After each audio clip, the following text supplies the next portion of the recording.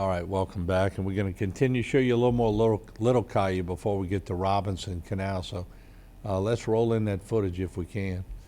And we're still in Little Caillou here, and one thing I want to reiterate is I've talked to a lot of contractors who've been sort of passing by HTV and asking me if I know anybody that needs help. I said everybody in the parish and everybody in Lafourche Parish, and very nice people. And the one thing they told me, they said that they go to people and ask them if they could help, and the people offer them water.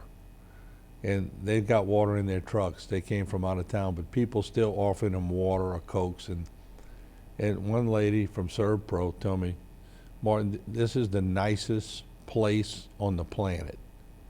And I would have to agree with her. Look at this footage. But, and that makes people want to help us more. Sure, they do it for a living. I mean, everybody's got to make a living, but it doesn't hurt to be nice when you're doing it. Look at the boats. Toppled over. Heard somebody during the telecast said, yeah, the safest place to be sometimes is a boat. I don't know about that, but I don't think there was no safe place during this storm, to be quite honest with you.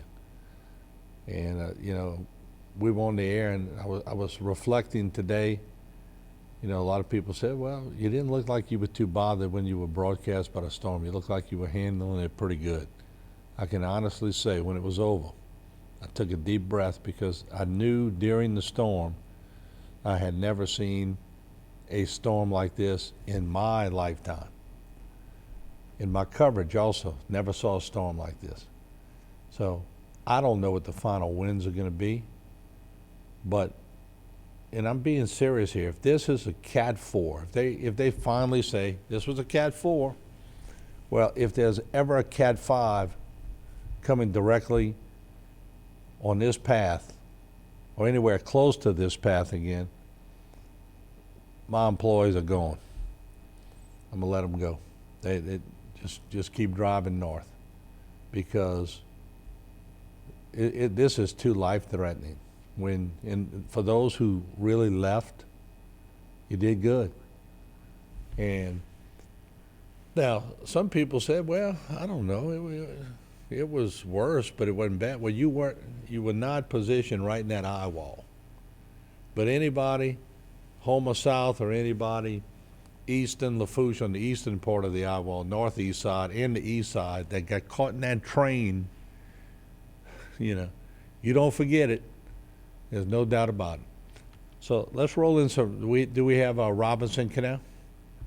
There we go. We're going to start off at Robinson Canal and show you some of the devastation there, and it's unbelievable, folks, when you really think about the amount of communities that got hit and the amount of homes that were damaged. And we just sort of look at the grass piled up. Now remember, this all came opposite of what everybody thought. So we thought we were going to be keeping water basically out of the, from the Gulf side towards us. We were keeping water out from the other side. It sort of pushed Lake Boudreaux and everything. The dynamics of this were unbelievable, and Gordon Dove's going to talk about that tomorrow. You have aerial footage ready to go? Okay, let's roll that in. Now this will give you a whole different look at Robinson Canal. And you see the levee on the other side. Look at the debris. And throughout this whole sector, I think it's K1, K2, K3 levees in this area. And one thing everybody forgot about, the levees, H1, H2, and H3, I'm sorry, y'all. I'm sort of brain dead at this point. One thing people can be proud of, the levees are strong. Levees are strong. They held 12 foot of water on the inside of the levee, sort of a reverse dynamic. And contrary to what the Weather Channel's Mike Seidel was saying about no levee system in Terrebonne Parish. Well, I think he already got an eyeful from people, calling the Weather Channel or texting the Weather Channel. I got some feedback. People have been sending it to me, and I think next time he talks about Terrebonne Parish, he's going to realize that a lot of people have been working hard on the levee system here in Terrebonne Parish. Look at the debris on the levee. And a lot of money, a lot of work went in those levees, and you can rest assured that the levees held back a lot of water. Now, this thing had a lot of rain. I want to say some people reported over 20 inches of rain. Look at that damage. So when you got something pushing 12 feet, and that's a record surge in Lafourche Parish, but it piled up 12 feet from the inside of the gates here in Terrebonne Parish, it shows you the fury of this storm and what it brought through. Debris all across, all on the levees. The cleanup's going to be massive. But the cleanup's already begun. And I think people are assessing the damage once they get the adjusters in and they take the pictures. We've been through the drill before. I've seen it so many times before. Watch the hurricane come in, watch it destroy, watch people get their lives together, watch the cleanup. And I reiterate this point today, and I'm pretty convinced that in reading and listening to people throughout the history of HTV, that a lot of people told me after Betsy, they lost so many trees that they planted new trees.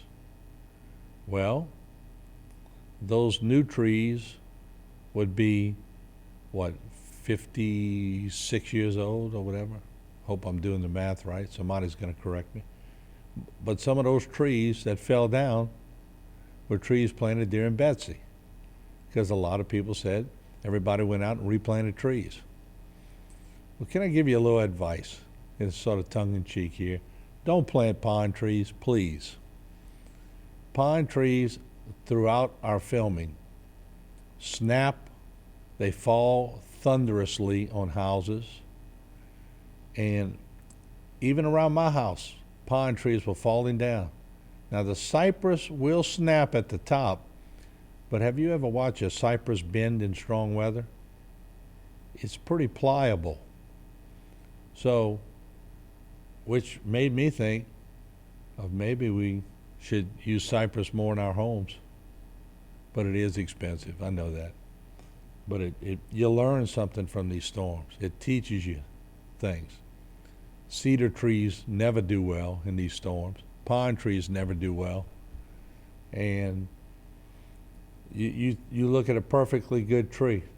There was this tree by Chuck Borg's house, and I was looking at it when it snapped, and I saw them cleaning it up. The tree was hollow.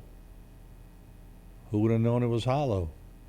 So a lot of trees, sometimes they're diseased from the inside, but they came crashing down. But when I talked to the Hamiltons and the Borks and all in that area, all the trees,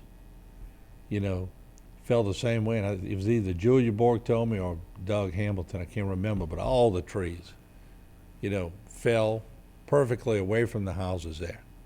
So that was a blessing for sure. So we're going to take another break. We're just trying to get you as much footage as we can. Don't forget, tomorrow, I finally reached Gordy Dove. He's been all over the place trying to assess things, working on the water lines. But we are going to get him to the studio after lunch sometime tomorrow and have an assessment. I got camera crews going to Lafourche so that we can see Lafourche and try to get an interview with Archie, because he's been pretty busy too. All right, we'll sign off on this segment. You'll see us on another one.